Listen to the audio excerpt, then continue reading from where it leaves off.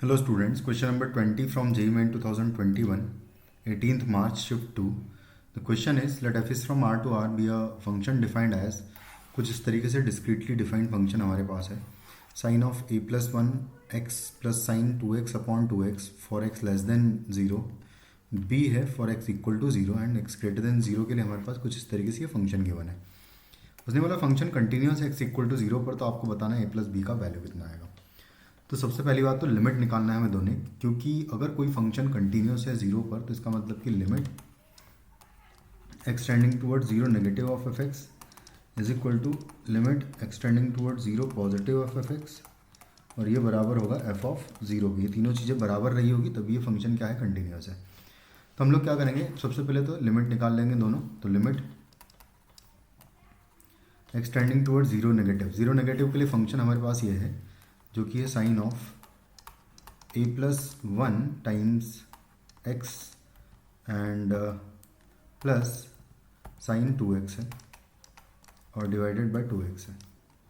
तो 2x भी मैं डिवाइड कर दूंगा इंडिविजुअली अगर, तो 2x डिवाइडेड बाय 2x कर देंगे.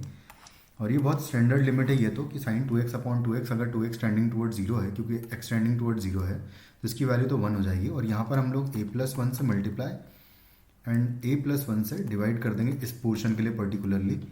तो ये जो पोर्शन है इसका वैल्यू, क्योंकि इनपुट सेम है और इनपुट 0 के टेंडिंग है, तो इसकी वैल्यू हो जाएगी 1. तो यहाँ पर बचेगा क्या, तो यहाँ पर राइट हैंड डेरिवेटिव आ जाएगा a प्लस 1 अपॉन 2 बचेगा यहाँ पर, एंड प्लस 1 आ जाएगा.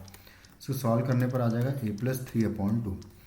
उसके बाद फिर नेक्स्ट इसकी वैल्यू निकाल लेंगे, limit x tending toward 0 positive of F x का, जिसका वैल्यू है under root of x plus B x cube and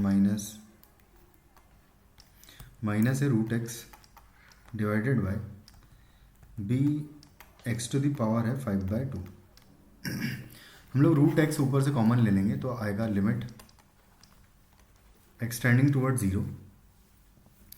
root X अगर कॉमन लूँगा तो यहाँ पर आ जाएगा रूट एक्स कॉमन और बचेगा 1 प्लस बी एक्स स्क्वायर यहाँ पर बचेगा अंडर रूट के अंदर, एंड माइनस आएगा 1 होल डिवाइडेड बाय यहाँ पर है B x to the power 5/2. 5/2 में से 1/2 पावर जाएगी, क्योंकि x की पावर 1/2 लिखा है यहाँ पर, तो 2 पावर बचेगी. यानी कि और साथ में हम लोग इसको रेशनलाइज कर लेते हैं क्योंकि एक 0/0 फॉर्म बन रही है.